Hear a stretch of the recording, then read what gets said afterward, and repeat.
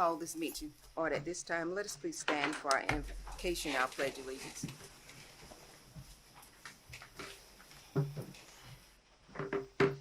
To the great maker of all, we thank you for this day. We thank you for the rain that you've sent to replenish this earth, as we believe that you replenish us every day. We welcome you into this meeting to have your way, to lead us and to guide us with your all-seeing eye. We thank you. We thank you for the opportunity to serve the citizens of Florence, South Carolina.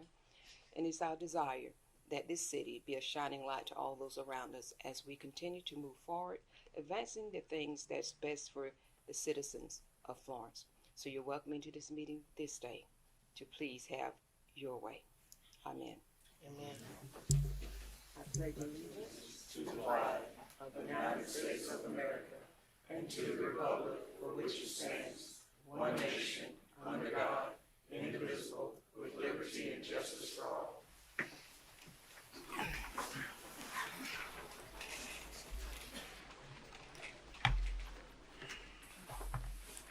Madam Mayor, I have a request that we move. Before we do that, got some requests here already, but what I want to do at this time is to ask if there are no objections. We have a request to move items number D and E of our resolution forward to the front of our agenda to come after appearance before council, and also to move our report from Mr. Tracy Huggins forward to come after the resolution coming after the appearance before council. Are there any objections to making that move? No. Hearing none, those movements will be made. Councilman? Yes, I'd also request that we move resolution item B to the same, that it be heard before the introduction of ordinances. If there's no objections, we'll move item B of the resolution to follow behind the resolutions of D and E. Are there any objections? Hearing none, resolution 2024-06 will follow behind the resolution listed at D and E. Okay. So at this time, we have approval of our minutes. Do we have a motion? Second it. We have a motion and a second. Any discussion? Hearing none, all those in favor signify by saying aye. Aye. Any opposed, like sign. Thank you, council, for making those adjustments and also approving our minutes. Next, we have a special presentation, which will be a presentation of the USTA Southern Outstanding Park and Recreation Department Award. Now I'm going to ask Mr. Davis to please read the information and prepare to call the appropriate peoples for it. Thank you, Mayor, members of council.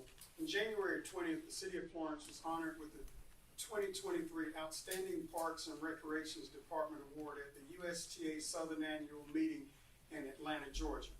The award recognizes the Florence Athletic and Sports Tourism Department's overall excellence and exceptional commitment to the growth and development of the tennis in this community. Each year, USTA Southern recognizes individuals, programs, and events for their contributions to tennis across the 9-state southern region that includes Alabama, Arkansas, Georgia, Kentucky, Louisiana, Mississippi, North Carolina, South Carolina, and Tennessee. This is the first year that USTA Southern has presented the Outstanding Parks and Recreation Department Award, and the fact that Florence was selected above numerous larger communities is a testament to the Department of Athletics and Sports Tourism's impact in the community through programming and partnerships. We'd also like to thank the Florence Tennis Association for nominating the city of Florence for this award, particularly Mr. Ernie James and Mr. Paul Pitt. Now, this time, Madam Mayor, I'd like to call city staff and Mr. James and Mr. Pittman in front so they can accept the award. Will all the named parties please come forward?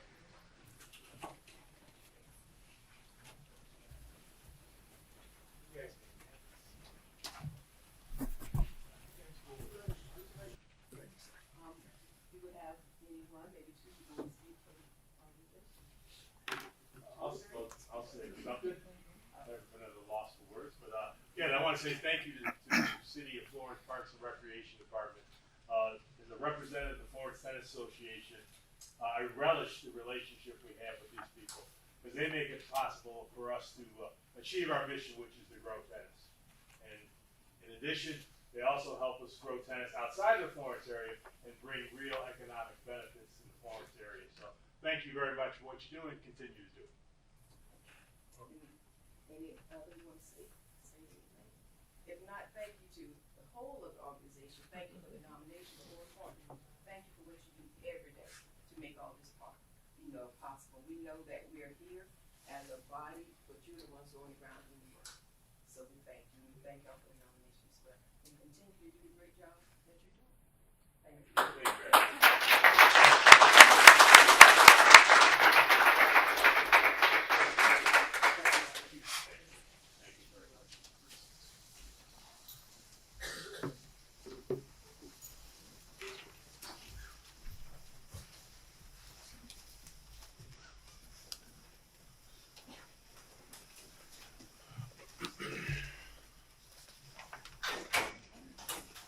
Now, at this time, we have appearance before council, and we're asking that each individual, as you come forward to speak, please recognize that there will be a 5-minute presentation time, and it will be held at the discretion of this office to whether or not to modify that time. Please note that we do have a time clock that will start at the time when you come forward to speak. So at this time, we have first Mr. David Hemmingsen, who will be speaking to the council regarding the CARE program.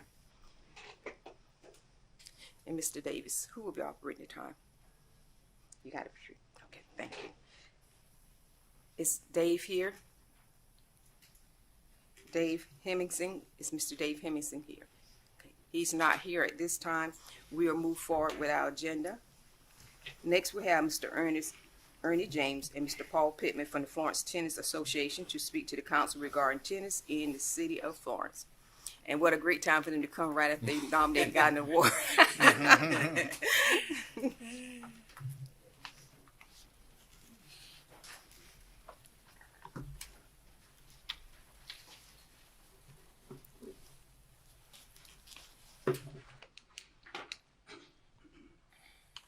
Good afternoon, Mayor and council people.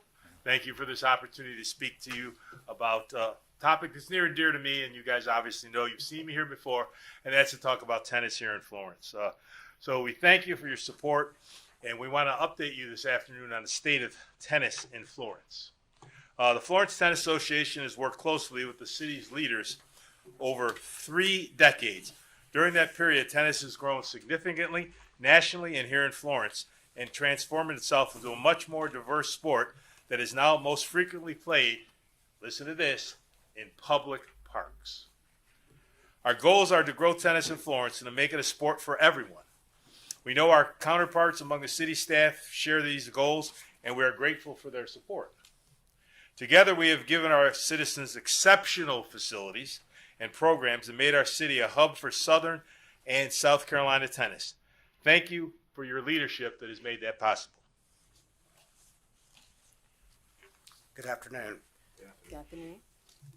You have before you 2 documents. One is the Florence Tennis Association's 2023 report on the state of tennis in Florence. The other is a document that outlines the programs presented by the Tennis Association. There are also a couple of small handouts that have to do with the health benefits of tennis, which are considerable. I'd just like to highlight a few things that are in those documents very quickly. We estimate that last year, 8,800 people played tennis in Florence. The economic impact from tennis tourism was $6.5 million. Our Ron James Youth Tennis Program, which the council honored with a resolution in March of 2021,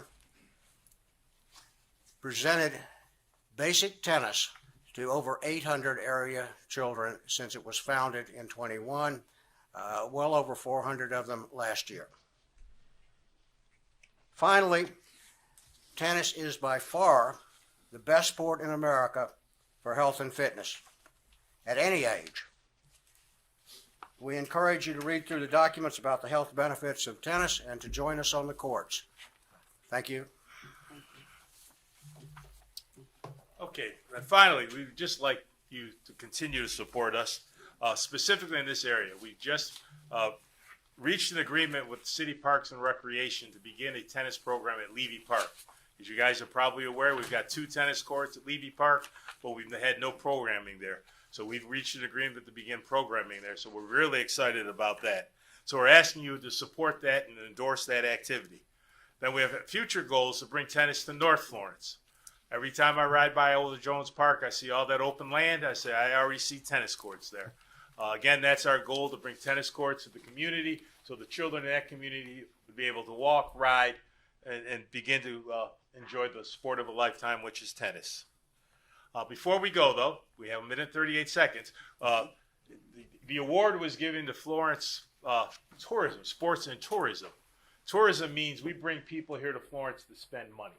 And we have with us today one of those gentlemen who is the tournament director for at least 5 tournaments here in Florence every year. And he's going to talk to you a little bit about the economic impact that brings. His name is Mr. Jonathan Barth. He's a tennis legend here. He comes all the way from Kiowa Island to bring events here to Florence. Think about that. He chooses to come here to Florence because of the relationship we have with Parks and Recreation. Jonathan.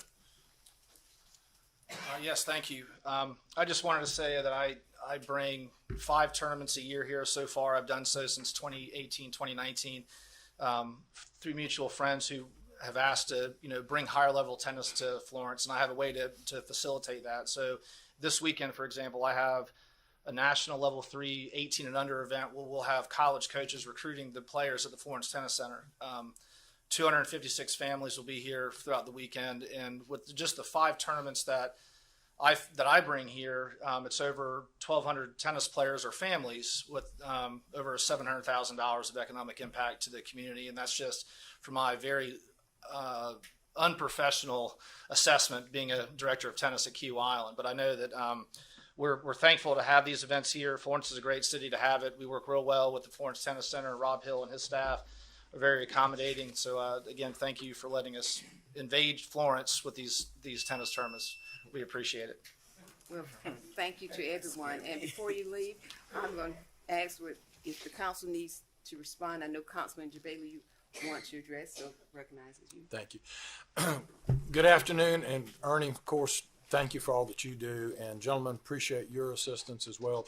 To the tournament issue, anybody, and I have to remind people about the facility. I mean, so many people in Florence were like, I know Timrod Park has tennis courts and all, but where is this tennis center? And so for those who have not been out there to Cashua and out there at Lucas Street, where the huge sports complex that's out there, which has so many other things in addition to tennis out there, take some time. Please go out there and look, because it's an amazing set of facilities out there that we as the city of Florence are very, very proud of. And we're so glad that you're taking advantage of it. When I was out there not too long ago, drove through and encountered this family that was there for a tournament. And they were in from North Carolina, and they were spending the weekend there. They had 2 daughters that were involved in tennis out there. And they were saying, well, what college is this facility associated with? We're trying to figure it out. And like, no, this is City of Florence facility. They were blown away, absolutely blown away. Loved the way that they were treated, loved the professionalism. They said they had not been to anywhere in North Carolina, much less South Carolina, that had the kind of professionalism in the way the tournament was run and the attention to detail and the facility. So it was a great combination. Hats off to all of you for all of that. Ernie, I have a question for you you may not like, but I'm going to pose it to you anyway, because myself, along with every other member of council, we get hit up all the time by pickleballers. And so I know that there's a relationship on the courts and the use of the courts. Do you have any feel for how that interaction will work? Because I think we as council would appreciate getting some understanding on the use of those courts between tennis and pickleball, if you don't mind giving a 2-minute kind of summary. I'm going to step in on that one, if you don't mind, sir. You're letting Ernie off the hook. Yep, and I'm doing it because I chair the USTA Southern Task Force on Advocacy, and our first advocacy mission was to figure out how local tennis supporters could deal with the very impressive growth of pickleball. So I'm pretty familiar with how that works. Thank you. We appreciate everything the city's done so far in terms of balancing the two sports. We know that the pickleball folks are strident, to say the least. We know that it is a rapidly growing sport. Our statistics show that tennis in the U.S. is still larger in terms of population. And we're growing too. We're growing at a very impressive rate. But we are concerned about the future, and we certainly want to encourage you to follow what the USTA is putting out as guidelines. Very simply, the two sports need to coexist, but not necessarily at the same places. And I say that because pickleball is loud, because pickleball has a higher injury rate too, but also because pickleball folks and tennis folks work with different sets of etiquette. Basically, the USTA says both sports should have more facilities. And one way to do that is to look at what you can do with pickleball. It can go into unused storefronts, empty parking lots, virtually any place where you've got hard stand. Tennis, of course, takes a little bit more infrastructure. Both are expensive to do, but what we would encourage the city to do is to look at ways to accommodate both sports in ways that don't take away from either. Certainly, our mission is to grow tennis, and their mission is to grow pickleball. We have a second mission, which is to make tennis something that helps the... It's been a couple of months, maybe since last year, so we do have the understanding of knowing how to separate both of them. So that's something we're actually working on now. And before you also depart, with the programming that you're doing already at Levy Park, I want to encourage you to also to look at Northwest. Those two particular courts was taken up a couple of years back, but when they were removed, there was supposed to be a process of looking at having young people who want to participate with tennis be transported from the Northwest Park to the tennis center. So as you're looking at your expansion, I would ask that you look at that and see what you can do with that. And Councilmember Neesmith Jackson, that park is also in her area. So let's look at how we can actually connect them as well while you're looking at connecting North Florence. Chair recognizes Councilwoman Barnes. I too want to just thank you all for what you all are doing. I understand that it is you all's plan to expand. You were looking at North Florence. You are looking at North Florence Park right now so that we can build the interest in this program, getting more people out to exercise. So we just thank you so much for your interest in not only this sport, but the health of our community with this exercise program. Thank you. Thank you. Chair recognizes Councilwoman Neesmith Jackson. And I just want to add to that, the health part of it sold me on how much longer you live once you're doing tennis. That sold me right then and there. So I know it will be a great asset to our community and bringing that type of exercise and workout to our community. So I'm excited about it. Please let me know what I can do. Chair recognizes Councilman Smith. Mr. James, I want to just thank you as well as everyone else, but I want to personally thank the Tennis Association for thinking about East Florence and North Florence and expanding into our communities. That is a huge need for our children as well as anyone of any age, but to expand into that area and for you guys to truly think about District 2 and District 1, we deem it a pleasure, and we hope to partner with you in the years to come to make that a huge success. That's our goal, is to make tennis a sport for everyone. The current president of the USTA likes to describe tennis as a public good. It does good for the public. So we think that means all of the public. So we're going to do what we can to get everyone in Florence involved in playing tennis. And what we're trying to do with our NJTL, not only does it promote tennis, it promotes academics. And the two go hand in hand. The statistics say children who play tennis do better academically. So that's another big plus that we want to communicate to the community. Once again, One more thing before we leave, I would like to point out to you and thank the tennis folks who are here in the audience. We have members of our Florence Tennis Association Board, members of our Ron James Youth Tennis Program Board, and tennis players here. All right, thank you.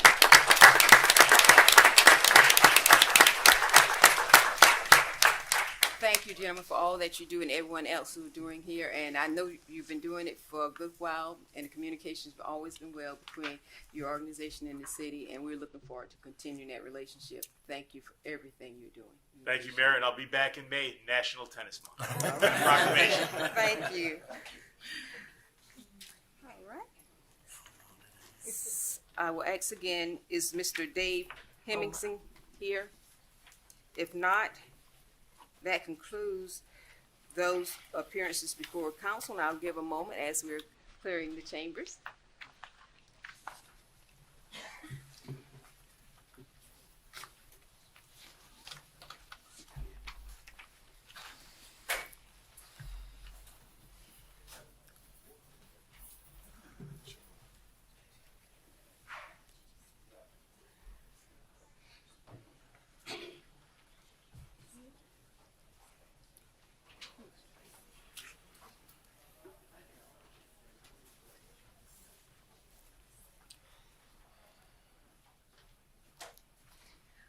So council, at this time, we proceed to the changes that we made in the agenda. First, we will have resolution number 2024-08 is a resolution to proclaim February the 26th through March the 1st, 2024 as Montessori Educational Week in the city of Florence.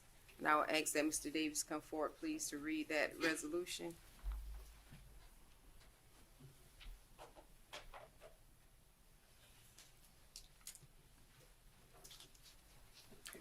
Thank you, Madam Mayor. Resolution to proclaim February 26th through March 1st, 2024 as Montessori Education Week in the city of Florence.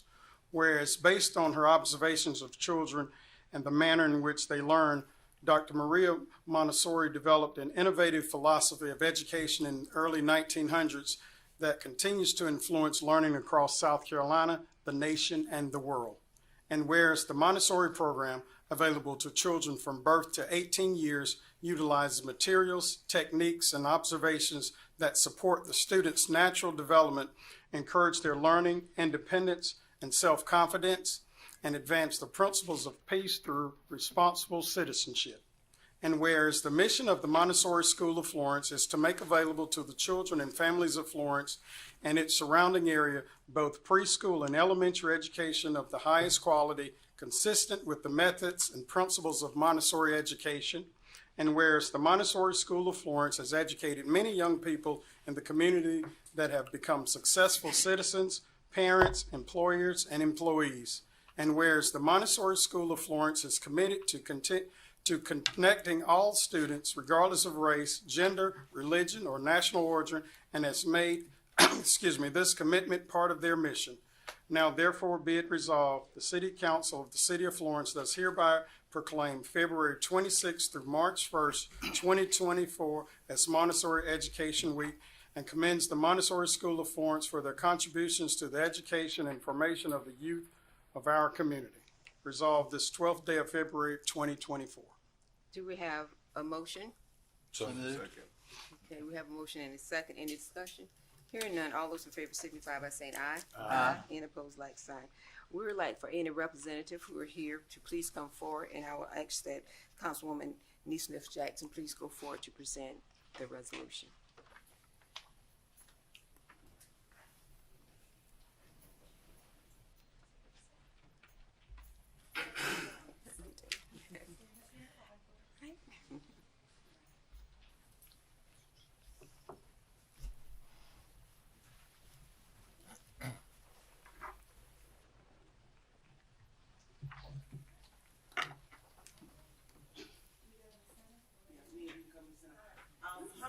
How many of y'all today wrote letters? Because we received a bunch of letters, and I read them, and I love them. And it just showed me the passion that these students have. I'm gonna get in the middle. The passion that they have about the Montessori school and everything that they learn. I learned a lot reading you guys' letters, and I want to thank you. I learned that they don't do homework, and I didn't go to Montessori school because we do a lot of homework, and so. But the hands-on experience, and I appreciate everything you guys are doing with our community and the kids. Thank you so very much. And because of your letters, we evening, Montessori Week, Education Week. So thank y'all so much. Thank y'all so much. And did I say thank you? Yeah. Yes. Well, thank you. My name's Elizabeth Kahn. I'm the director at the Montessori School of Florence. These are our 6th graders, plus 1 5th grader and 1 4th grader. All of our upper elementary, which is 4th, 5th, and 6th grade, wrote letters talking about what they appreciate about Montessori. Part of it was that we had to do homework, but it also they also talk about a lot of other things that they appreciate, the piece that we do teach, and the one-on-one interactions they get with their teachers. And we're just so proud of them for having taken that on and for writing these letters, and we're so happy to be here today. So thank you very much for recognizing it. We are having an open house during Montessori Education Week, so if anyone wants to come and see the magic that we do, please come by and check us out. Thank you. Thank you.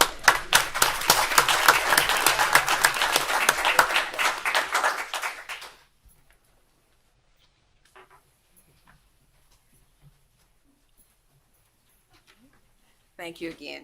Thank you, Councilwoman.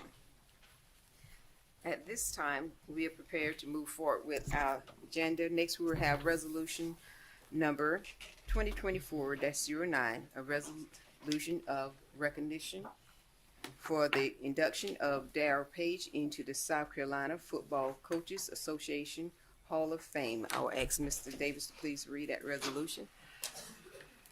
Thank you, Madam Mayor. A resolution of recognition for the induction of Darrell Page into the South Carolina Football Coaches Association Hall of Fame. Whereas Coach Darrell Page is widely known and respected in Florence, South Carolina, and is a longtime resident of the community. And whereas as a veteran teacher and coach with over 30 years in the profession, Coach Page has seen success throughout his career at McCall High School, Orangeburg Wilkinson High School, Wilson High School, Lower Richland High School, and West Florence High School. And whereas Coach Page landed his first head coach position at Wilson High School, where he led the Tigers to 13 playoff appearances, 3 region championships, 10 Florence City championships, and 3 lower state championship game appearances, and claimed the title of 2007 South Carolina 3A state champions. And whereas in 2016, Coach Page began a new journey at West Florence High School as the offensive coordinator and assistant head coach, where his expertise continues to have a positive impact. Since he joined the program, the Knights have had 6 playoff appearances and 4 Florence City championships.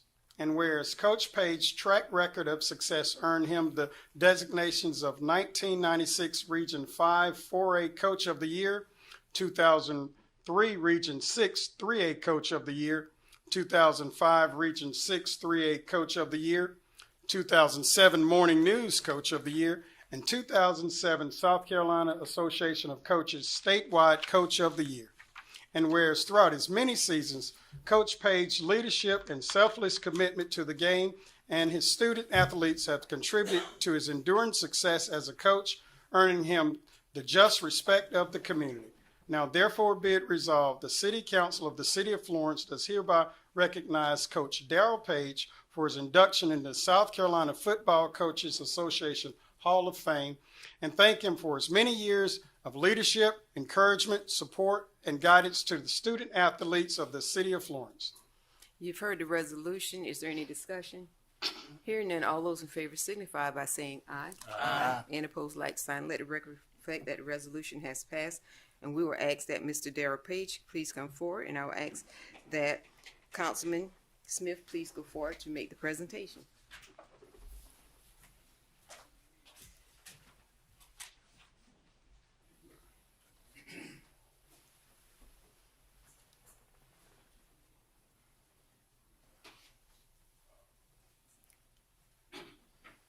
To you, Coach Page, we want to thank you for all your years of service to the students of West Florence and Wilson.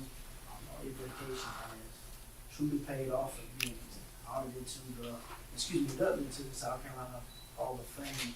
I'm a product of one of your products and one of your, and thanks for mentoring these young men and women and to help them become better citizens, not just in Florence, but throughout the nation. So we thank you on behalf of the city of Florence.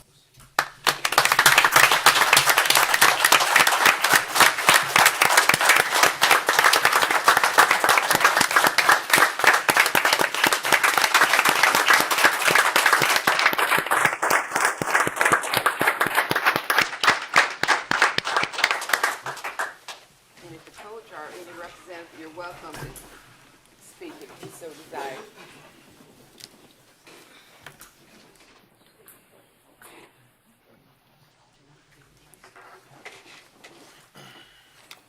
Thank you, Madam Mayor, Council. Just a few words to say that Mr. Brooks hired me over 30 years ago, and Florence has become my home. Since I've been here, I've been married.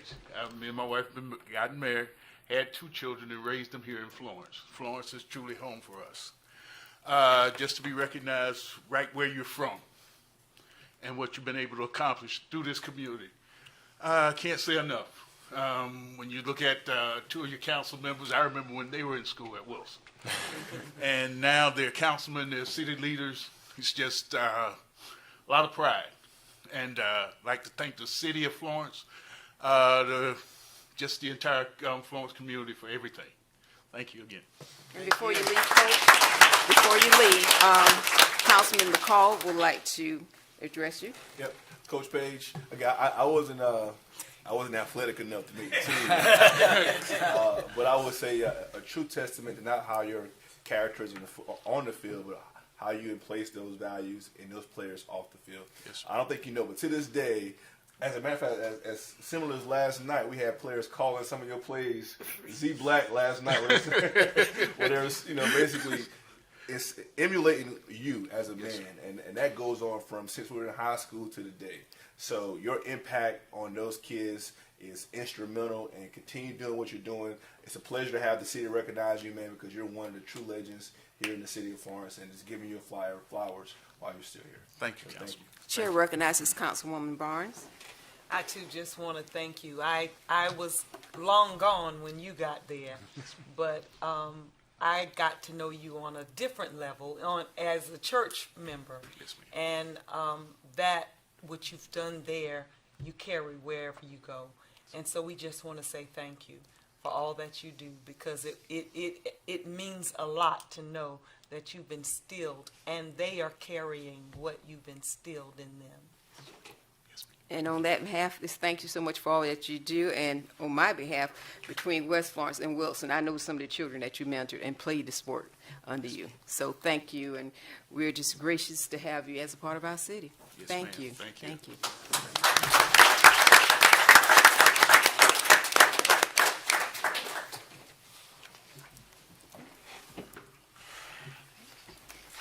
And at this time, we have resolution number 2024-06 as a resolution to state the support of the City of Florence for the Clemente C. Pinckney Hate Crime Act H-3014, and to request approval of said act by the South Carolina Senate. At this time, we're going to ask Mr. Davis to come forth with that resolution. And as Mr. Davis has approached, he'll prepare to read that resolution into our record. Do we have a motion? So moved. So we have a motion. In, yeah, we have Braddock and Neesmith Jackson. At this time, we'll get Mr. Davis to read the resolution. Thank you, Madam Mayor, members of council. This resolution is sponsored by Councilman Braddock. Resolution to state the support of the City of Florence for the Clemente C. Pinckney Hate Crimes Act H-3014, and to request approval of said act by the South Carolina Senate. Whereas the Clemente C. Pinckney Hate Crimes Act H-3014 adds penalty enhancement for violent crimes in cases where the victim was targeted because of their race, gender, sexual orientation, nationality, or religion. And whereas the Clemente C. Pinckney Hate Crimes Act is named after the Reverend Clemente C. Pinckney, who was one of 9 people killed in 2015 when a gunman, motivated by racial hatred, opened fire at a Bible study at Mother Emanuel Baptist Church in Charleston, South Carolina. And whereas the South Carolina House voted on March 8, 2023, approved H-3014 by a bipartisan vote of 84 to 31, and whereas the Clemente C. Pinckney Hate Crimes Act H-3014 is currently pending in South Carolina Senate, and whereas every member of the Florence County delegation to the South Carolina General Assembly Assembly, both Republican and Democrat, voted to pass H. 3014 or has expressed his support for this bill because hate is not a bipartisan issue. Whereas the members of the City Council of the City of Florence, South Carolina, wish to express their support and ask the South Carolina Senate to pass Clementa C. Pinckney Hate Crimes Act H. 3014. Now, therefore, be it resolved that the City Council of the City of Florence supports H. 3014, the Clementa C. Pinckney Hate Crimes Act, and hereby requests the South Carolina Senate to approve the Clementa C. Pinckney Hate Crimes Act. Resolved this 12th day of February 2024. Thank you, Mr. Davis, that reading of the resolution. We do have individuals signed up to speak. We have Senator Mike Rickenbach to speak in reference to the resolution. I'm going to ask that the senator please come forward. Thank you.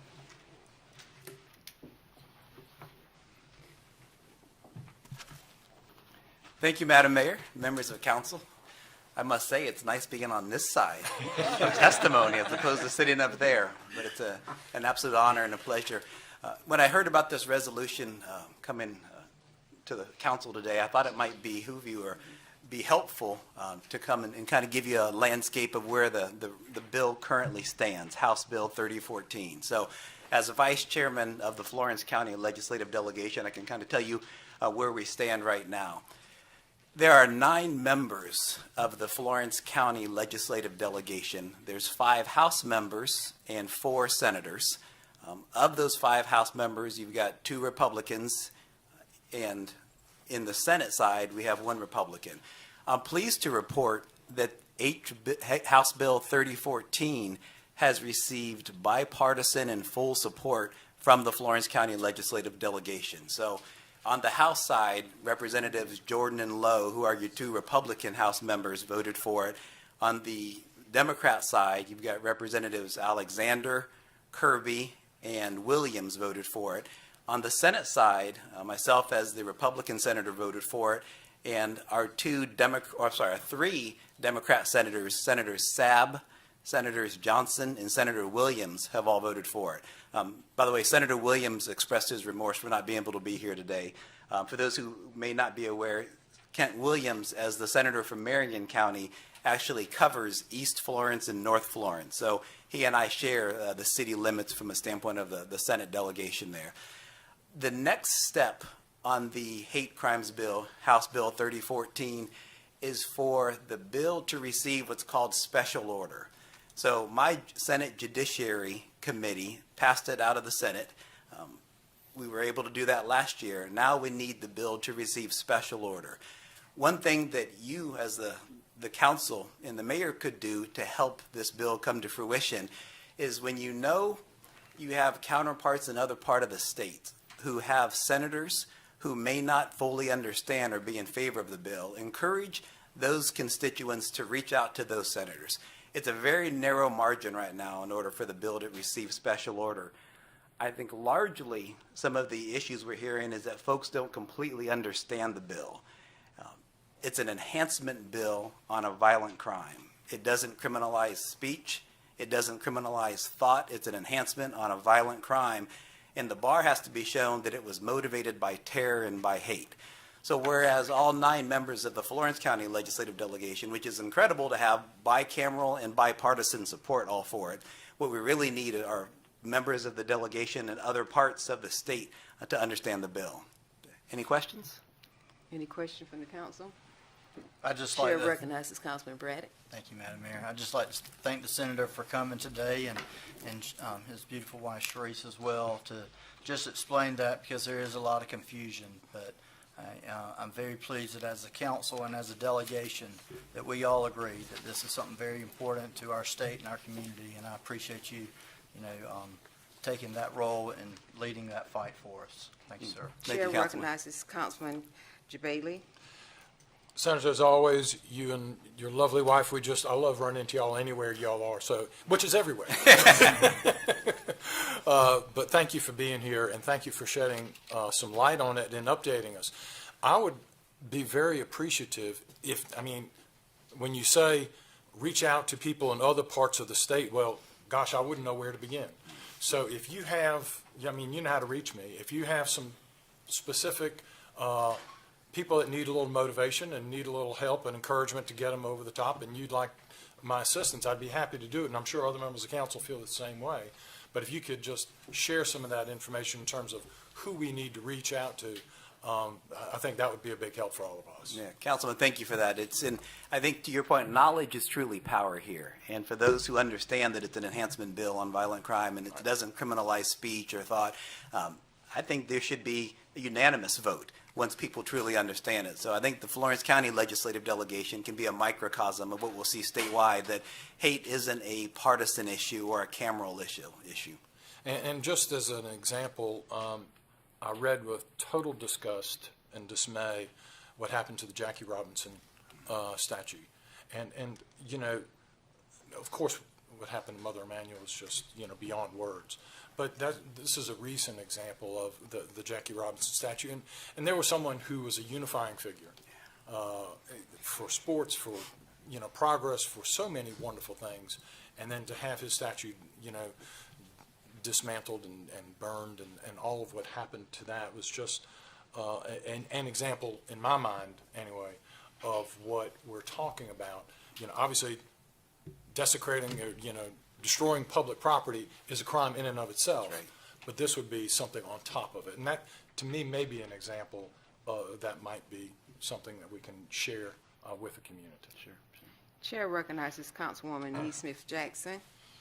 Thank you so much for coming and explaining that. And one of the things I was going to mention too is where we need to put that support, or where that support needs to be leaned on. Who needs a little extra push in getting this done? Because I'm more than happy to do that too. So I appreciate Mayor Pro Tem, because that was definitely my suggestion, where we need to put more push and emphasis to within the state to get this thing done.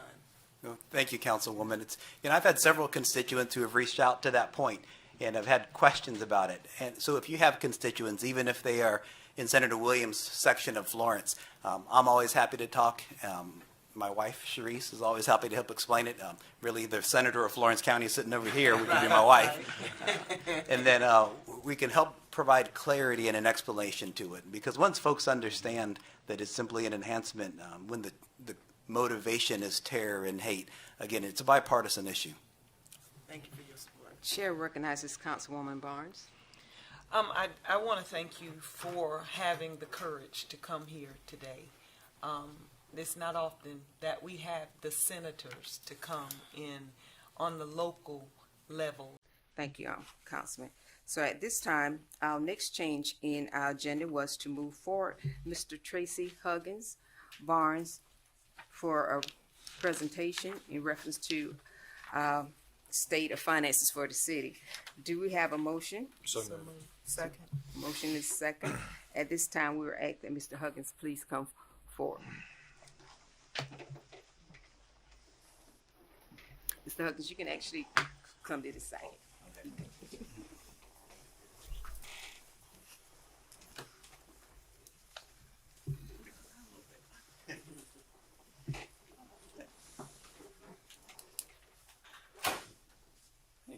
Thank you, Madam Mayor and council members.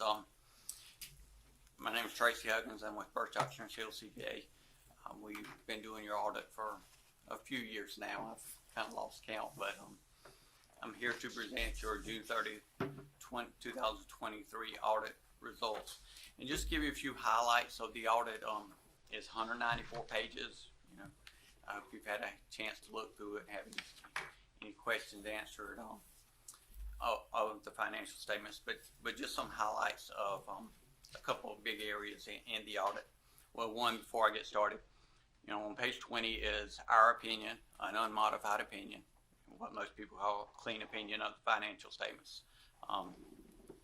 So page 42, if you do have a copy of it, is the general fund. This year's budgeted revenues were $37,887,000. The actual revenues were $39,835,000. So the actual was above the budget by $1,948,000. The budgeted expenditures in the general fund were $47,417,000, while the actual was $49,073,000, a actual above budget of $1,655,000. So the operating deficiency that was budgeted in the general fund was $9,530,000, while the actual was $9,238,000. So actual was less deficiency than budget by $292,000, and that's the general fund. And the majority of the general fund, I said 55% of the general fund revenues come from property tax credits, business license, franchise fees. The unassigned fund balance in the general fund was $21,235,000, an actual increase of $9,095,000 from the prior year. And then unassigned, the general fund balance represents 43% of general fund expenditures for the year.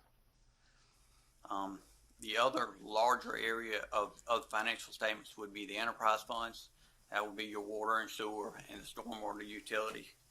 The operating revenues for it this past year were $44,373,000. Operating expenses $32,839,000. The net non-operating expenses were $16,502,000. Your capital contributions $2,811,000. You did have transfers out of $5,346,000, leaving a net loss in the enterprise fund of $7,504,000 for June 30, 2023. Any questions on the numbers? I noticed lots of numbers in finance. I will comment if you do have a chance to look through the audit, and even a general citizen look through the audit. Up at the front, there's a lot of good detail and about the city in words, not just numbers. So, it's 194 pages, but probably the first 33 give a lot of detail for just the general public of how the financials work. So this information was presented as information. We do have a motion. Do y'all want to vote to receive this as information? Yes. Okay.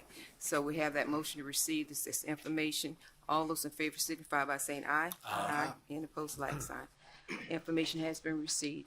At this time, we will move forward with our agenda as outlined, which will take us back to the first portion of our ordinance position. The first ordinance is Bill number 2024-01 for a second reading. It's an ordinance to annex and zone neighborhood conservation 15, NC 15, 233 North Lakewood Drive, Florence County, tax map parcel number 9008-01-003. Do we have a motion? We have a motion and a second. Any discussion? Hearing none, all those in favor signify by saying aye. Aye. And opposed, like sign. Let it reflect the bill has passed, and we'll give our Montessori students a moment to leave. Thank y'all for being here today.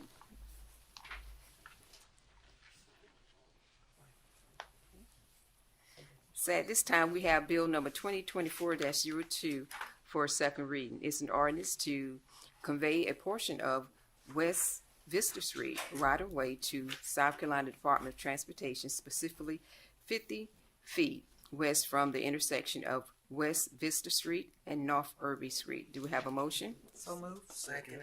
Motion and a second. Any discussion? Hearing none, all those in favor signify by saying aye. Aye. And opposed, like sign. Let it reflect that the bill has passed second reading. Next, we'll move forward. Introduction of ordinance. First, we have Bill number 2023-42 for first reading. It's an ordinance to rezone 1110 Oakland Avenue from NC-6.1 to NC 6.3, identified as Florence County Tax Map number 90114-08-004. Do we have a motion? So moved. Second. We have a motion and a second. At this time, we will receive information from Mr. Moore. Thank you, Mayor, members of council. Just to kind of recap, this is a rezoning request that has been deferred to this month's meeting agenda. They are requesting a rezoning from NC-6.1 to 6.3. The property is located at 1110 Oakland Avenue. Kind of zoom in here. It backs up just to the Housing Authority property there to the east. As you can see, the Housing Authority property is zoned NC 6.3. The neighboring properties to the north and south are zoned NC 6.1. And then we have some commercial reuse, activity center, and campus rezoning in the vicinity as well. The property is approximately 50 feet by 250 feet in depth. Again, this is a rezoning request to construct townhome units on the property. Currently in the NC 6.1, only single-family residential is allowed. NC 6.3 would open that up and allow for the townhomes to be constructed.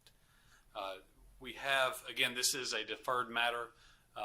The applicant has not provided any additional information. Okay. And this concludes staff report. Thank you, Mr. Moore. And I just want to be clear, the properties adjacent to this property are single-family homes. Mr. Moore? Yes, ma'am. So, yes, ma'am. So those are single-family homes. It's also to my understanding that there was a public hearing at which they were not in support of the structural addition. I think one of the residents' father lived next to that property. Yes, there was certainly mixed opinions regarding the construction of the townhomes. Okay. But the neighbor, the father was not in favor the home was going to be built next to other homes, was what the report we got. I think the councilmen were present there, but that's my understanding. And so at this time, do we have any discussion? Chair recognizes Councilman Jabali. Clint, thank you for that. Would you pull that illustration back up again that shows the different zoning districts? Yes, thank you. I was hoping that we could have gotten some clarity from the developer, and that was the reason for the deferral from last month to this month on the impact. The concerns are still, my concerns are still the same, that it has a feel and a look of spot zoning. When you look at changing the zoning designation right in the middle of that from single family to change that on one parcel, I think it's the risk is that you would then have the adjacent property owners try to then follow suit, and you would have this lack of continuity that we currently see that would then be destroyed on a very important corridor of Oakland Avenue. Without having gotten any clarity from the developer at this point in time, I'm going to just state my concerns remain the same, and that I feel like it is not in the best interest of the city of Florence, certainly not in the best interest of those properties along the Oakland Avenue corridor to engage in spot zoning, which is what, and I'm not saying it is, but that's certainly what it feels like to me. And those are my concerns, and I'll be voting against it. Chair recognizes Councilman McCall. And very briefly, I would just kind of reiterate some of the sentiments that Councilman Jabali, Mayor Pro Tem Jabali has indicated. I did wish that there was a further discussion between the developers and the community. However, I'm still going to support it because they did come down one time. And again, I think that there's a bigger concern outside of this neighborhood of that every time a project comes along on this side of town, it met with a lot of resistance. So I'm still going to support it, but I do recognize your sentiments, and I wish that the developers were able to get a better consensus with the community, and maybe other council members would have probably changed their vote. So I definitely understand that. But just from a principle standpoint, I think I do want to make it clear that every time a developer comes in this side of town, it's always met with resistance. So I'm going to support it based on that position. Any other? And I'll just state for me, when it comes to development, one of the purposes of community revitalization and also for the plan that we have for neighborhood conservation is to conserve the character of our traditional communities. This community is zoned for residential single family, and we cannot go back and pull any incident where I can remember that we've actually permitted condos to be built in the midst of single family homes. The reason why we have a UDO is to preserve the characters. And also for the statement is that when we look at the city has vested into District 1, 2, and also this can be repeated in 3 to conserve the characters of the home, to stimulate growth and development by being sure to build homes that families can own. And that is why you have Vista Street, which is actually located right there from Oakland Avenue, where this proposed zoning change is being proposed. Then you have your other catalytic area, which is off of Sumter Street, and that's also single family. And you have Pine Street, which is flourishing with the single family. So I believe that we are on track to accomplish what we wanted, to stabilize these communities, our historical communities. And I will agree with Councilman Jabali. I could not support something that even appears like it might be spot zoning. And in respect to the homeowners there, I don't want to take away from their properties when they own the homes right next door. So for me, I would not be supporting this based on those facts if I know the plan that the cities we have in place, but also in respect to our citizens who came forth, who explicitly said that they did not want this to change right there in their home. And I do want to honor the fact with our council that we must remember when we change a zoning of a property, we cannot hold those individuals, responsible for what they propose they're going to put there. But we can only say when you change that zoning, whatever we say on that zoning, we'll predict what can go there. So they can present pictures and everything in the world. But if they change their mind, they can change what they place in a community. And for that reason, I definitely will not be supporting this. And at this time, do we have any other discussion? Madam Mayor, just a point of clarification. We had a neighborhood meeting. We didn't have a public hearing. Council asked that we get the public or the neighbors and the developer together. Staff did so, but it wasn't technically a public meeting. It was a community meeting. It was a community meeting. And our staff appeared there along with some of the council. Yes, ma'am. Thank you, City Manager, for that correction. And still yet, I have no change in my thoughts. I can't support this. So at this time, hearing no other discussion, I will ask all those in favor of the zoning change, please show your hands. Okay. Reflected, we have 2. Okay. All those who are opposed to the zoning change, please do the same. Raise your hand. All right. Let the record reflect that there's 5 in opposition. So this bill has not passed. So next we'll move forward with bill number 2024-03 for a first reading. It's an ordinance to amend the City of Florence Code of Ordinance, Chapter 1.7, and add a new subsection providing that a person who violates any sections of the city's Code of Ordinance with the intent to intimidate another person or person in whole or in part because of the actions are perceived racial, color, creed, religion, ancestry, gender, sexual orientation, gender identity, physical or mental disabilities, or national origin, is guilty of the separate offense of a hate crime. Do we have a motion? So moved. Second. Okay, motions and second. At this time, we'll hear from Mr. Davis. Thank you, Madam Mayor. As stated, this ordinance it's a hate crime and intimidation ordinance, and it would create a separate offense. And if found guilty, it would be punishable by a fine of $500, not more than $500, or 30 days in jail. This would be a city ordinance. As stated earlier, South Carolina and Wyoming are the 2 states without a statewide hate crime ordinance.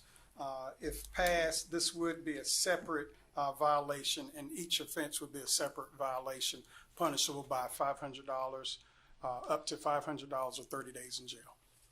Thank you, Mr. Davis. Do we have any questions or comments from council? I'd like to ask Chair, we have 2 hands.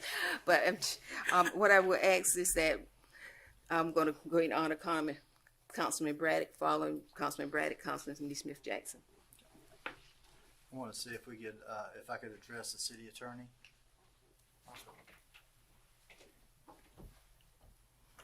Yes, sir. Yeah, Mr. Ziegler, as you know, you're aware, I'm fully supportive of what the state's looking to do with the hate crimes bill in regards to law. How would this action, would it be enforceable? How does this relate to state law in this regard? Well, at present, the state hasn't done anything, as you know, as it has been stated. Local governments are oftentimes preempted from enacting legislation where the state has stepped in. So this is an instance where the state has not taken action, so the field has not been preempted, and local government can impose its own penalties. So it's an interesting question. If the House bill that's currently pending in the Senate, if it passes and becomes law, we'd have to do a little research to see what the status of the local enactment would be in light of the state having taken action. But at present, the state has not taken action, has not chose to legislate in this area, so it is open for local governments to legislate. And as Mr. Davis pointed out, this is by way of a enhancement, a penalty enhancement. And the reason it can't just be a straight, simple enhancement is you've got a jurisdictional limit, $500 and 30 days in jail. So basically this is a separate offense, but it's dependent, it's dependent on there being another violation of a separate ordinance. So if there's a violation of an ordinance and it can be found or proved that it's been motivated by hate, then you can add this one on there as a second offense, but it's basically a penalty enhancement. Given, given if there was no action being addressed by the state right now, if this wasn't something that was, moving forward, it would be something that I would want to consider. But given what we do have and the senator's support and the local delegation, I would like to make a motion to defer and give the state an opportunity to address this during this session and then revisit it after that. Do we have a second? Second. Okay. Oh, so we have a motion to defer to after the Senate If takes up this bill. That's the motion. Yeah, this session of the Senate this year. Okay. Do you want to withdraw your second so you can ask your Well, I want to ask the question is, when does the Senate meet? Okay, we have, since we've gotten this, motion on there, so any discussion on that motion to defer to after Senate? Yes, on the motion to defer. Okay, all right, so, I'm sorry. okay, all right. So we have a motion and a second. All right, so now we'll have questions, Yes. discussion. So go ahead, Councilman. So my understanding, and Brian, this goes to your point though, my understanding is that if we defer, it's just gonna defer till next month. Yeah. And I'm not sure that that will accomplish the goal, because we don't, while Senator Reckenbach's here, I don't know if he can predict that it'll be resolved within a month. So while I understand and appreciate your point on that, I have a concern that we'll be right back where we are again next month. What I would suggest is that an alternative is that if and when it does pass, then we can revisit it ourselves. And if we want to remove it, we can always, and that's my question to you as our city attorney. It's a great question. If the General Assembly acts and creates a hate crime law in South Carolina, the question is going to be, can you have a local enactment and a statewide enactment that cover the same issue? And without researching it, I can't answer that question at this point. But I can tell you this, if the General Assembly acting invalidates the local ordinance, then that'll happen as a matter of course. You don't need to withdraw it or pull it back. You can enact this and it would be effective until there's a statewide enactment. So can you? Okay, hold. Councilman Jabeda, have you completed? No. So, I have one Councilman other thing. Jason. Is my understanding further is that this is only first reading. And so if something happens between now and second reading, we always would have an opportunity. So I would just ask if you would want to withdraw your deferral at this time for those reasons. Well, I can withdraw my. Okay, all right. So Chair recognizes Councilman. I can withdraw my second, being that this is the first reading. Okay. So it's withdraw on the second. So unless you can get another second, the motion to defer will die for lack Okay, of a second. so we have a motion. Fail for lack of a second. So we have the motion to defer. Do we have, and the second has been withdrawn for that. Do we have a second on? Madam Mayor, I posed the question to Councilman if he was, what he chose to do on the actual motion to defer himself, and I have not heard from him. Let me ask this question. So we have a removal of that. Right now, we don't have a second, so the question's been posed to the Councilman Braddock. Would you like to withdraw your motion to defer? Can I ask a follow-up question? Yes, you're welcome to, because we're in a territory here. Please address the Right, yeah, this is, I won't tell you my legal education, but it's not on that side. Understood. My concern is I don't want to create a situation that we can't enforce. I don't want to put our officers, I don't want to put our judges in a situation. Can you explain, just like our senator did, this is an enhancement, can you explain? So if someone is guilty of a crime, then it will go before the court the same way, and Exactly. it will be determined if it was racially motivated? Exactly. The prosecution would have to, in addition to charging the individual with violation of city ordinance and being able to prove that, they would also have to prove that the motivation for the violation of the city ordinance was related to intimidation for race, gender, et cetera, et cetera. So, It falls in line Very much with so, what yeah. the state is looking to do? Yeah. Any differences, any Well, Point, the states- point of clarification, I do want to note that we have a motion with no second, so we don't have a motion on, correct? well, you We've were got- in discussion on the main motion. so Right, this could be and part but of the discussion of the it's main been motion. posed of him whether or not he will remove his motion to defer. That would Right. place us back to our primary motion, but we still have I'll that. remove my So you're removing your motion. So now we're back to discussion on the primary motion, which is this particular. Because I agree on the timing. Okay. I mean, it's not going to get done in a month. I just didn't want to create something kind of complicated. Yeah. So you're welcome to discuss. I was just clarifying our procedure for our manner. So you're welcome now. So any glaring differences No, the between states what we're looking pertains to to do and what violent the state's crime. doing? Obviously, city ordinances don't deal with violent crime. The city ordinances do deal with actions that could be taken based on that kind of animus. So similar to the Jackie Robinson statue being violated and torn down, vandalism to that, then in that situation, then there would be, you'd have the crime of vandalism, and then they'd have to Right, prove. and that would be a state matter.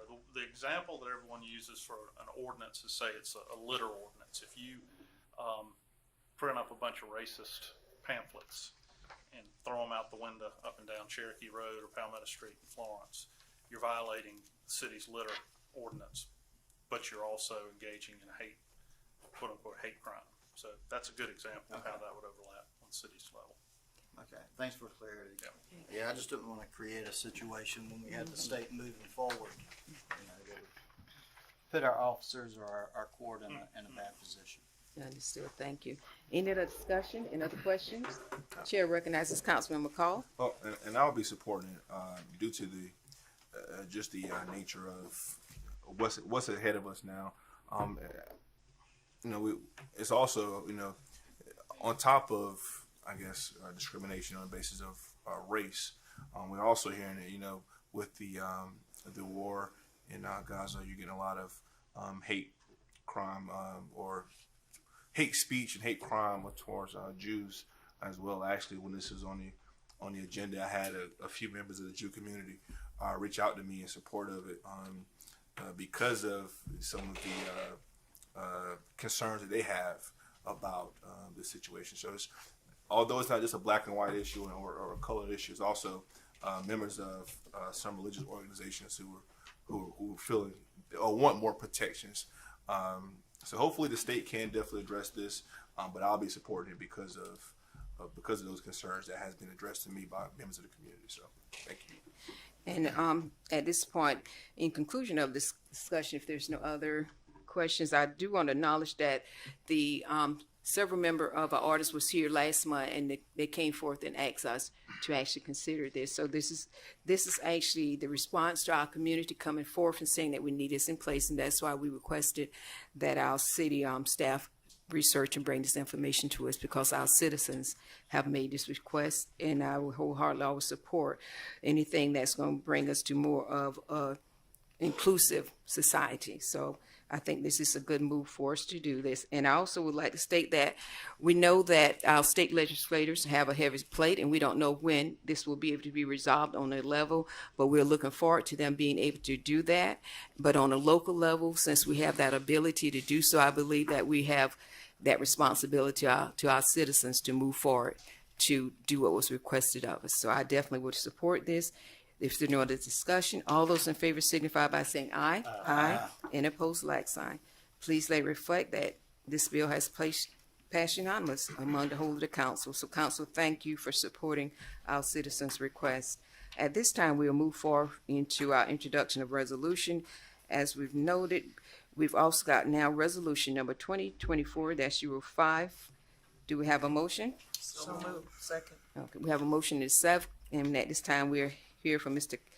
Kevin Rollinson.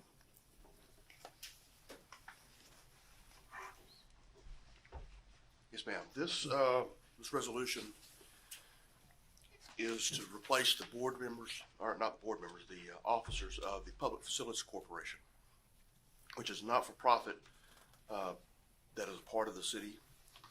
It was created out of the requirements of a debt service funding mechanism called the Installment Purchase Revenue Bond, or IPRB, that the city used, that the city utilizes. And while those bonds are outstanding, the corporation still has to exist.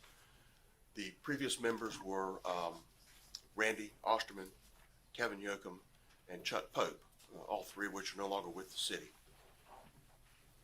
And so these are just repopulating those positions. Thank you. With city employees. Do we have any questions at this time? Hearing no questions, all those in favor signify by saying aye. Aye. And opposed, like sign. Thank you. And at this time, we'll take a moment as our senator and his wife is departing, and we'd like to thank y'all for being here today. Thank you for all that y'all are doing for us in Columbia. Thank you. Okay. Next, we have resolution number 20. Now, I don't believe there was a motion and a second on that resolution. There was a vote, no motion and second. Oh, Oh, we already voted, yeah. no, just now. Public Facilities Corporation. I want to say aye. I thought it was I Yeah. move that we. We had a motion. We had a motion. Yeah, we had a motion and second to get them up, and then I was doing that while the senator. So we did vote. We just We voted. voted. Yeah. You said aye? Oh, aye. Yeah. You might have been distracted because the senator was up at that time getting ready to leave out. And so while he was preparing to leave out, Okay. yeah, it was, yeah. Okay. I'm not going to make a joke about that, Ben. Okay, now back to our agenda here. We have resolution number 2024-07. It's a resolution and conditional grant and a development agreement, but this particular resolution can be taken up in executive session so we can receive more information if there's no objection. So that resolution will be taken up in executive session. Okay, that completes all of our resolutions. Next, we have report to council, and with that, we're here from Mr. Davis for appointments to boards and commissions. Thank you, Madam Mayor, members of council. We have two boards that either have a vacancy or expired term. Our first board is our City of Florence Design Review Board. The applicant must be a commercial or general contractor licensed in the state of South Carolina. We do have seeking reappointment, Mr. Kyle Gunter. This falls to Councilwoman Neesmith Jackson. Let's reappoint Mr. Kyle Gunner. Okay, it is the councilwoman motion that we reappoint Mr. Kyle Gunner. Do we have a second? Second. Okay, any discussion? Hearing none, all those in favor of Mr. Gunter's reappointment, please signify by saying aye. Aye. And opposed, like sign. Mr. Gunter has therefore been reappointed. Next. Our next board is our Housing Authority. The member must be either a resident of the city or representing a business in the city. We have 13 applicants. This falls to Councilman Brady. Chair recognizes Councilman Braddock. I'm going to nominate Larry Hill. We have a nomination for Mr. Larry Hill. Do we have a second? Second. We have a motion and a second for Mr. Hill. Any discussion? Hearing none, all those in favor signify by saying aye. Aye. Any opposed, like sign. Let it reflect that Mr. Hill has been appointed. Okay, does that complete our, all right? And as council may notice, Mr. Tracy Huggin has given that report as information. We received that. Next, we have C is a request to reschedule March meeting and November 2024 regular meeting of the city council meeting. At this time, do we have a motion and a second so we can discuss? All right, we have a motion and a second. At this time, we will have discussion. I'll ask that Mr. Davis still stand, and he'll give us a reasoning. But I know that for November meeting, as your council may know, that our regular meeting will be falling on Veteran Day, and as you know, the city will not be open in honor of our veterans, so that's proposed for that. So, Mr. Davis, would you proceed to inform us of the request for changes? Yes, Madam Mayor. As stated, there's been a request to reschedule the March and the November meeting. Our March meeting is generally on March 11th. We have a number of council members who will be traveling out of town to attend training sessions, and it's been requested that we move that meeting to March 18th. As stated previously, our November meeting is on Veterans Day. That is a day that the city is closed, and staff would request that meeting be moved to November 18th. Council, you've heard the request and report. Do we have any discussion? Hearing none, all those in favor signify by saying aye, please. Aye. Aye. Let it reflect that the change of dates as requested for March will be March 18th, and for November it will be November 18th, the year of 2024. And it has passed. So next, that concludes our portion of our reports to council. Next, we're into our reports, and on our mayor's report, I simply want to state that you've heard from all the various awards and so forth that the city has received, and I do want to acknowledge that, as you know, our former city manager has retired from us, and I do want to recognize our interim city manager, Mr. Davis. Please stand so everyone will know your face and know who to call now. And welcome aboard, Mr. Davis. And I do want to compliment the fact that we just had a budget retreat, and Mr. Davis actually led that retreat, and it worked out really well for the communication for the council and also for our staff. So I would want to say we commend you, and we're looking forward to your serving the citizens of Florence. And then as a holistic report, I still want to encourage our citizens to please go to cityoflorence.com, get familiar with the site, but also utilize our other social medias. That is the way we can communicate with you, but also you can communicate with us as well. And I will conclude my report with that, and also at this time proceed to have our reports for our chairs for our committees who are very active in doing a job of getting information for us and trying to look at what's best for the city. So at this time, I will ask for a report from our chair of our Business Development Committee. Yes, the Business Development Committee met on January the 18th, and we received some very helpful information, updates on, and you'll hear, this was an ongoing updates that we get on where we are with regard to the third penny sales tax, the capital road tax rather, the third penny capital road projects. There's tremendous progress being made. We got update from Mr. Hemingway and Mr. Moore on that, as well as on the infrastructure with regard to the water and sewer projects that are going on. And it's overwhelming at times when you see so much happening, and I know getting these projects completed is a Herculean task. And so on behalf of our committee, I just wanted to say to staff, thank you so much. Thank you for your dedication. Thank you for your persistence. Thank you for bringing to us the information which we get on a monthly basis in very great detail.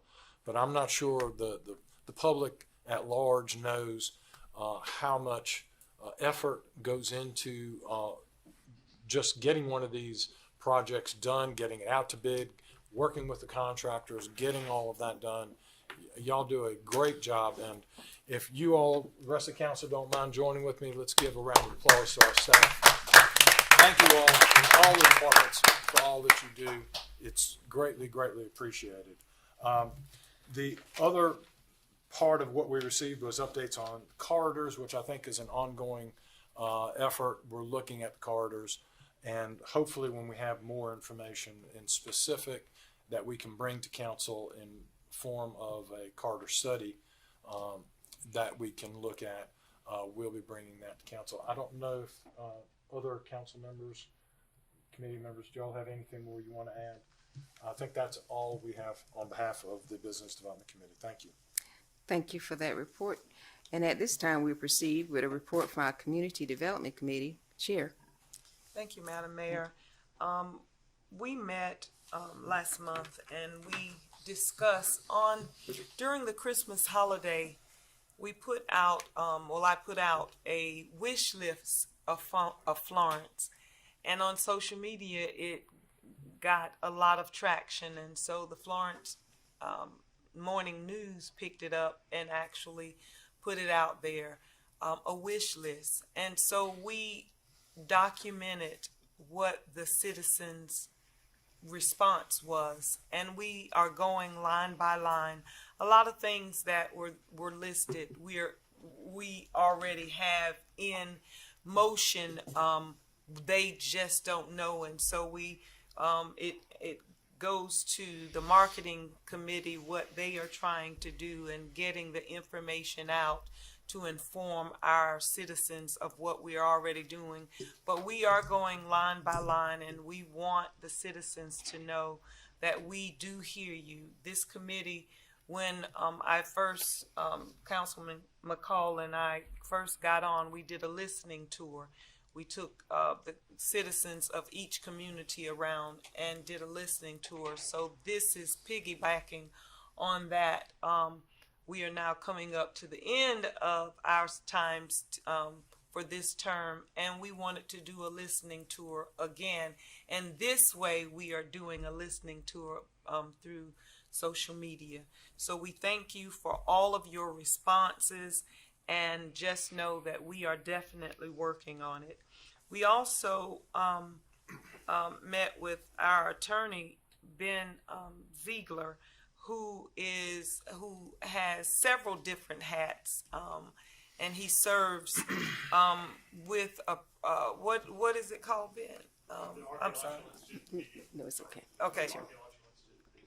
Yes, and so we would like to, not going into depth of what it is, we want to preserve some of our history.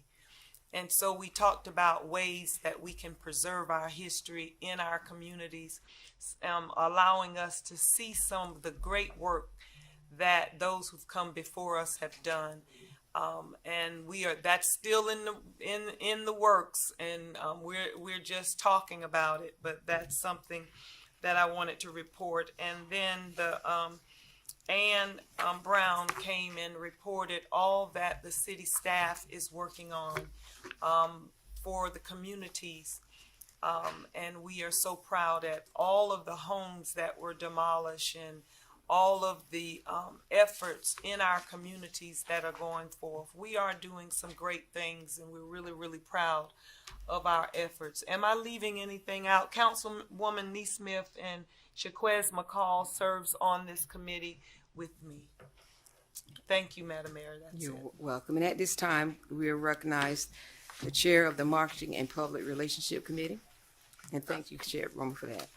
All right. So, as chair of the Marketing and Public Relations Committee, we met last month. We talked about the progress of our app, which is coming along. We're making some great strides with our app and hope to have it out soon. We are doing a lot of engaging and educating through our Facebook page. So I encourage everybody to please go to our Facebook page. We have our marketing people doing an excellent job keeping our Facebook page and doing a lot of the campaigns for the community. Did you know? I've been sharing that, and I'm gonna ask all of our city council people to please share those as well. It kind of educates our community of what's going on. We also have the Black History coming up as well through the city. They've been really putting a lot of Black History facts, little known facts out. So I'm proud of that. I hate that a lot of my leadership class people were in here, but they left. I think that's it. We got an app coming up. Did you know our campaigns? Facebook. So please log on to the City of Florence website. Make sure you like and share our Facebook page as well to stay updated to the most information. All right? All right, That's it. Thank you for that report, Chair. At this time, we will have a report from the Chair of our Finance and Audit and Budget Committee. Thank you, Madam Mayor. We met in January on the 17th. That was our last meeting, for which myself, Councilman Braddock, and Councilman Smith were the members of that committee, and we spoke with Tim Wilson, who is the athletic director for the city, came and gave us a presentation about sports tourism, and that was expanded upon at our retreat in Myrtle Beach. But essentially, he spoke about the increase of sports tourism in the city of Florence and how it has grown tremendously since its inception. And he also offered a few other ways of which we can increase such, including I will probably hold off on the projects that he mentioned, because I know that it's in the works with staff now. But he gave us a full presentation on it, and it was presented at the retreat. And again, I started to talk about it with the tennis center people, but I said I wasn't going to talk much today, so we can get out of here. But lastly, doing that, we spoke about the CARES program, which has been getting a lot of traction. In that, Councilman Braddock did have some concerns about the CARES program since initially supporting it. And from that discussion, there was a vote to bring it back to council. However, it was not adopted. Does that kind of summarize the statements? Okay. So from that, we met again on the sports tourism and on the CARES program, and that's my presentation for today. Thank you to Briefly. thank you to each of the chairs for their report, and on behalf of our community development chair and also for our marketing and public relationship chair, I do want to recognize that in their reports, there was one thing they did not report, was the fact that we all attended the Municipal Association Legislative Day in Columbia, and both Councilwoman from our community development, Councilwoman Barnes, from our marketing, Councilwoman Neesmith Jackson, both graduated from our leadership institution. I'm going to say they stand. Let's give them a round of applause for making that deliberate effort. And I would like to thank them especially for attending, because there's only like a handful, maybe 7 or 8 cities who have 100% graduation rate among them. So thank y'all both for making that effort to help continue to move Florence on that radar. No pressure. No pressure. No pressure. I'm more than halfway there, Madam Mayor. All right. Well, I want to recognize them because they crossed that finish line. So, and that's great, and that showed a part of their commitment to working to move the city forward. So thank y'all. Congratulations to both of you, and to all those who are in the process of doing that. Thank you for putting forth the effort to do that as well. I got you, Councilman. So with all reports being complete at this time, we do have executive sessions items, and as you know, that those items will be for discussion of a matter related to an economic development project number 30-4-70A5. Then item B, a discussion of the matters related to economic development project 30-4-70A5. Then C, a personnel matter, which would be 30-4-70A1. And you've heard that executive session items. Do we have a motion to go into executive? Second it. We have a motion in a second. All those in favor signify by saying aye. Aye. Any opposed, like sign. We can go into executive session. Council, please take a 5. We just returned from executive session where no actions or vote were taken. And as we look back to our agenda, we will look back to reports to council. Under reports to council, we want to look at appointments to boards and commissions. And we want to look at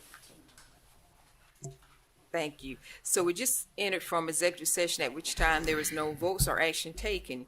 We will proceed back to our agenda, and we will revisit to our reports to council. We would like to look at appointments to boards and commission at this time.